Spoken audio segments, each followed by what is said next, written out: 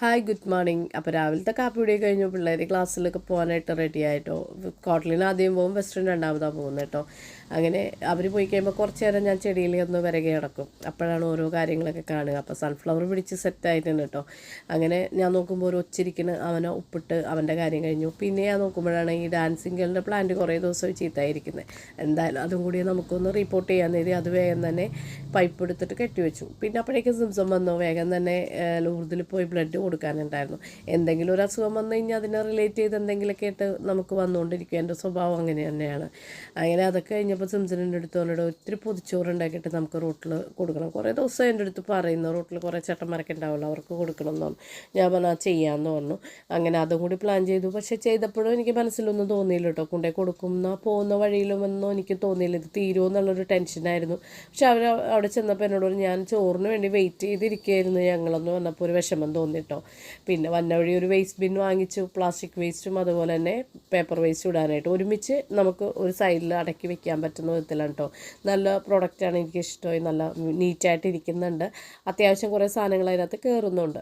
അങ്ങനെ ഞങ്ങൾ ഫുഡൊക്കെ കഴിച്ചു. അത് കഴിഞ്ഞ് വന്നു കഴിഞ്ഞപ്പോഴത്തേക്കും വെസ്റ്റേൺ ക്ലാസ്സിൽ PTA മീറ്റിംഗ് ഉണ്ടായിരുന്നു.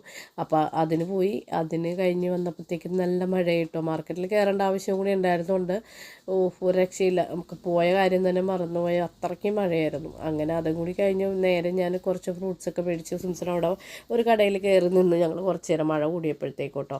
അങ്ങനെ അതൊക്കെ കഴിഞ്ഞ് വീട്ടിൽ വന്നു ചായ കുടിയൊക്കെ കഴിഞ്ഞു. അപ്പോൾ ഒരു ചുരിദാറുണ്ടായി പഴയത്. അപ്പോൾ ഞാനോടത്ത് അതെടുത്ത് കട്ട് ചെയ്തിട്ട് പില്ലോ കവർ തയ്ക്കാമെന്ന് കരുതി. അങ്ങനെ വെസ്റ്റേൺ TV കാണുമ്പോഴത്തേക്കും അവിടെ കട്ടിലയിൽ കിടക്കാനായിട്ട് എൻ്റെ കട്ടിലയിൽ നിന്ന് പില്ലോ എടുത്തിട്ടു. അപ്പോൾ ഏത് നേരം അത് അവിടെ കിടക്കും. ഞാൻ കിടക്കാൻ വരുമ്പോൾ പില്ലോ കാണൂല. അപ്പം ഞാൻ പറഞ്ഞു അവനൊരു പില്ലോ ഉണ്ടാക്കി കൊടുത്താൽ അവനവിടെ സ്വസ്ഥമായിക്കോളുമല്ലോ എന്ന് കരുതി 2 പില്ലോയിൽ നിന്ന് പഞ്ഞി കട്ട് ചെയ്തെടുത്തിട്ടാണ് കേട്ടോ. അല്ല, തുണി കട്ട് ചെയ്ത് പഴയത് മാറ്റിയിട്ട് പുതിയത് നിറക്കുക എന്നുള്ള ഉദ്ദേശത്തിൽ.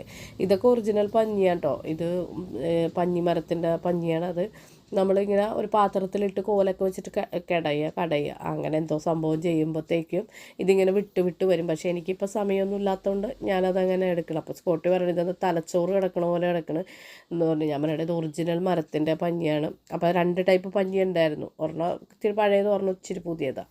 അങ്ങനെ അതൊക്കെ തയ്ച്ചു. അവന് പില്ലോയൊക്കെ കൊണ്ടുപോയി ഇട്ട് കൊടുത്തു. ഞാൻ അതിന് കവർ തയ്ക്കണം. അപ്പോൾ ഇത്രയേ ഉള്ളൂ ഇന്നത്തെ വീഡിയോ. നിങ്ങൾക്ക് വീഡിയോ ഇഷ്ടപ്പെട്ടാൽ ലൈക്ക് ചെയ്യുക, കമൻറ്റ് ചെയ്യുക, സബ്സ്ക്രൈബും കൂടി ചെയ്ത് സപ്പോർട്ട്